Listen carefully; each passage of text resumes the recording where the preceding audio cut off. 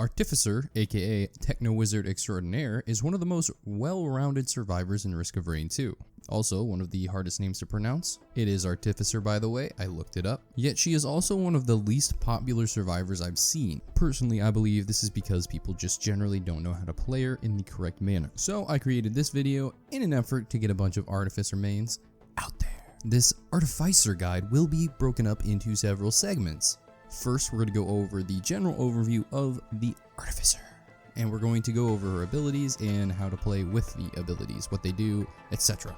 Then, general playstyle tips, and then we'll wrap it up with an item build, item synergy, item guide for the Artificer. It's going to be split up in little YouTube players, so go to whatever section you want and whatever one that fits you the best. Alright, let's start with the Artificer's abilities. First up, we have the Artificer's passive, which is the ENV suit, which allows you to hover in the air. Although it is pretty underwhelming, there are some use cases. For example, when you get knocked up in the air by certain enemies, you can just hover to avoid fall damage. There's also a specific ability that Artificer has that allows her to jump in the air very high, so this passive helps with that, but it's very situational. Alright, next we have her primary, which is a Flame Bolt or Plasma Bolt. Both of these attacks have charges, and they only hold up to 4 charges, with each charge having a 1.3 second cooldown. This means that the Artificer really doesn't have a hold down M1 attack playstyle, much like a multi-commando Huntress and generally just every other survivor in the game. The only difference between Flame Bolt and Plasma Bolt is that Flame Bolt will ignite enemies while Plasma Bolt will explode in a small area. So think single target versus AoE damage. I almost always go Flame Bolt because the Artificer already has so much AoE in her kit, she really doesn't need any more. I'll explain more on how to use these later at the end of the playstyle tips, as that's where I'm going to have the rotation for Artificer, which is usually not important on survivors, but it is pretty important on the Artificer. Alright, next up we have the secondary Artificer abilities, and these are Charged Nano Bomb and Charged Nano Spear. Charged Nano Bomb is an exploding nano bomb that deals 400% to 1200% damage and stuns all enemies based on how long you charge it. The explosion has a 1 proc coefficient, and the sparks have 0.3 proc coefficient. The Nano Spear, on the other hand, is a charged up piercing nano spear that deals 400 to 1200% damage and freezes all enemies. Now, this is the first mention of the freezing mechanic for the Artificer, but what freezing is essentially an execute. If you know what an old guillotine is, which is it allows you to execute elites, this is the exact same thing, but it is for every single unit, not just elites. So essentially, once the Artificer freezes an enemy, once it reaches the threshold, it will instantly kill them, except bosses. What's even more is that the Artificer's freeze is 30% health, while the old guillotine is only 20%. It's a very, very major improvement. For this reason, I would always choose Nano Spear, because you get the free freeze and execute. Also, I feel like I didn't mention that it does pierce, so if you have 5 enemies lined up, it will pierce through all 5 enemies and hit them all, which is another major bonus. Get Nano Spear. Alright, moving on, we have the Artificer's utility, which is Snap Freeze. Snap Freeze has a 12-second cooldown and creates a barrier that freezes, remember the freeze is an execute, enemies for 100% damage. Enemies at low health are instantly killed if frozen, which is, what the freeze does. Snap Freeze is absolutely massive, and it's really good for doing a whole bunch of extra damage and AoE damage at that. This is one of Artificer's best abilities, as the freeze acts as a temporary stun and allows you to execute them if you can kill them quick enough, while also providing a bunch of DPS. Don't be afraid to use this on bosses, by the way. Just because the freeze doesn't affect bosses, it still does a bunch of damage, and if you aim it in the correct way, you can hit the boss with each of the little things that stick up. Alright, on to Artificer's Special, which is one of her best abilities. I'm sure I've said this about every single ability so far. We have Flamethrower and Ion Surge. Flamethrower is an attack with a 5-second cooldown and a 1 proc coefficient, which is insane if you just keep listening. It burns all enemies in front of you for 1700% damage. I'll read that again. Burns all enemies in front of you for 1700%. There's a bunch of other stuff that this ability does as well. It pierces through enemies, much like Nano Spear. Each tick has a 50% chance to ignite all enemies it hits, and if they crit procs, all hits will crit. So thank you Wiki for doing this little bit of math right here. This attack deals damage 22 times, each hit deals 100% damage, has a proc coefficient of 1, and half of them will set the target on fire. That means the flamethrower deals a tremendous 4,400% damage to anything in front. To put this into perspective, the Prayon Accumulator only does 4,000% damage on a 140-second cooldown. The Flamethrower does 4,400% damage on a 5-second cooldown. That is absolutely insane. Alright, so let's talk about Ion Surge now. It's kind of hard to follow Flamethrower, I don't know how we're going to do this. Ion Surge, an 8-second cooldown, allows you to burst in the sky, dealing 800% damage and stunning nearby enemies. Can I get a big fucking whoop in the chat, please? Needless to say, 800% damage is a lot less than 4,400% damage, and the stun is pretty weak, and you're going to be stuck in the air. So, Flamethrower, greater than Ion Surge. Okay, now let's talk about her rotation real quick, because the Artificer is one of the only survivors in the game that has a noticeable rotation. I think the only other survivors that really come close to this would be Mercenary, Loader, and Rex, but it's a little bit more important on the Artificer than those other survivors.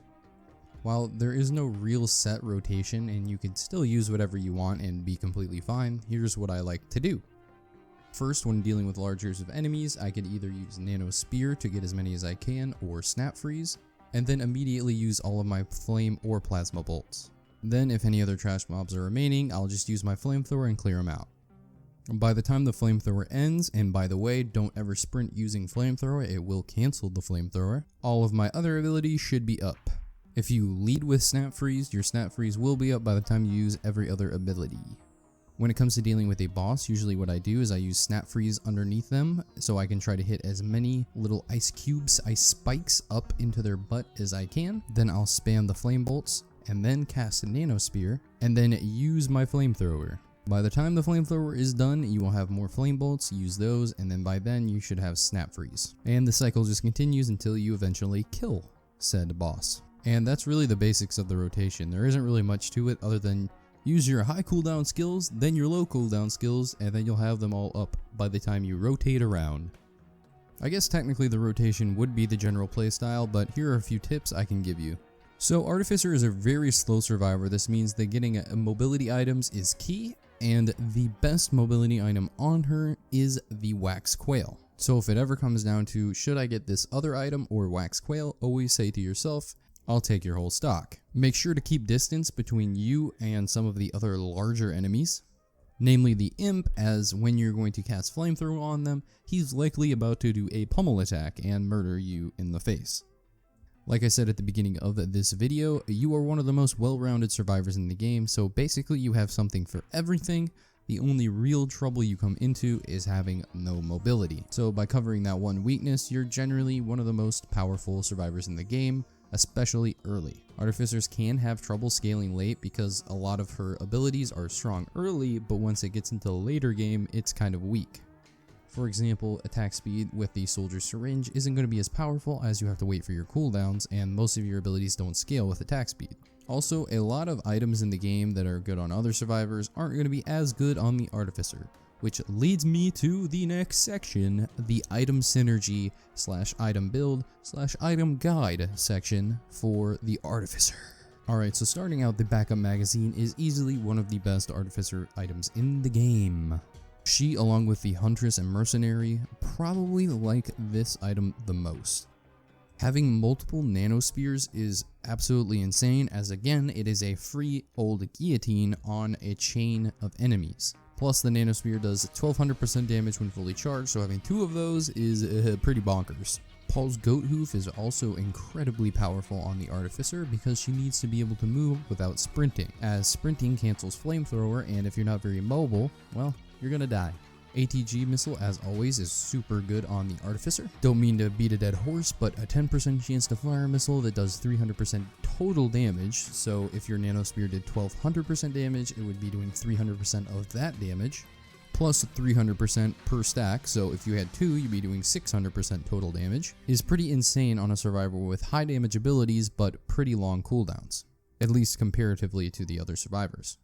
Bandolier is also a pretty good item, considering there is a chance on kill to drop an ammo pack that resets all skill cooldowns, which cooldowns is the only thing limiting the Artificer in general. More times to cast abilities equals more damage equals winning.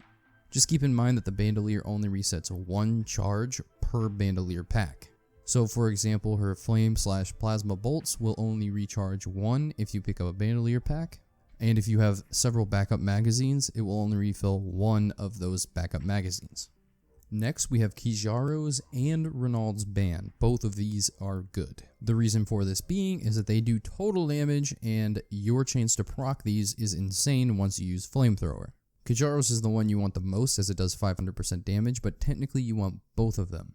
This is because if you get a Kijaro's and a Renault's, it actually doubles your chance. Not exactly doubles, but it'll be around 15% chance to proc, because once one procs, the other one procs. It's a pretty interesting mechanic, but that's just how it works. So Kijaro's and Renault's are extremely good on the Artificer. While it's not good on the Artificer, I do want to mention the old guillotine here because the mechanic is a little confusing at first. So your freeze instantly kills enemies at 30% HP. I'm sure a lot of you are probably thinking, hey, what happens if you have a guillotine? Does that mean I lose my value of the freeze? And no, it's whatever value is the highest at the time.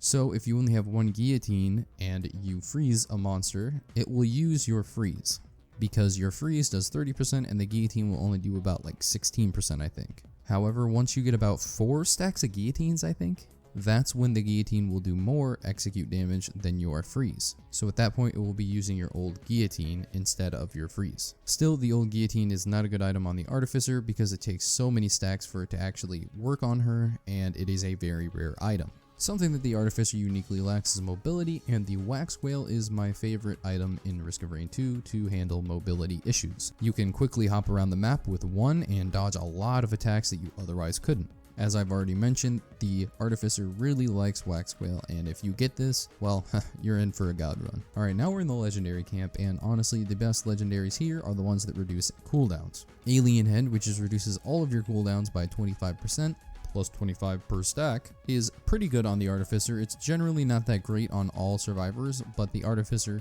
needs her cooldowns a little bit more, so she likes it the most. The absolute best legendary item on the Artificer is the Brain Stalks.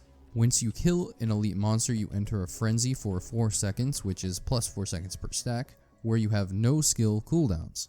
Cooldowns are the one thing that prevents the Artificer from completely popping off at any point in the game, so having this item and having several stacks of this item will allow you to completely decimate the entire map for a couple seconds. And those are the best items on the Artificer in this game. Those are her item synergies / item build, I guess. And that just about wraps it up. That is it for now. So if you enjoyed, please like. If you have any questions, comment. And if you think I left anything out, also comment. Sometimes I do. We're all human. And also make sure to subscribe. I'm trying to get to 1,000. 1,000 right now. So make sure to hit that red button. Red button, please. Anyway, have a good day.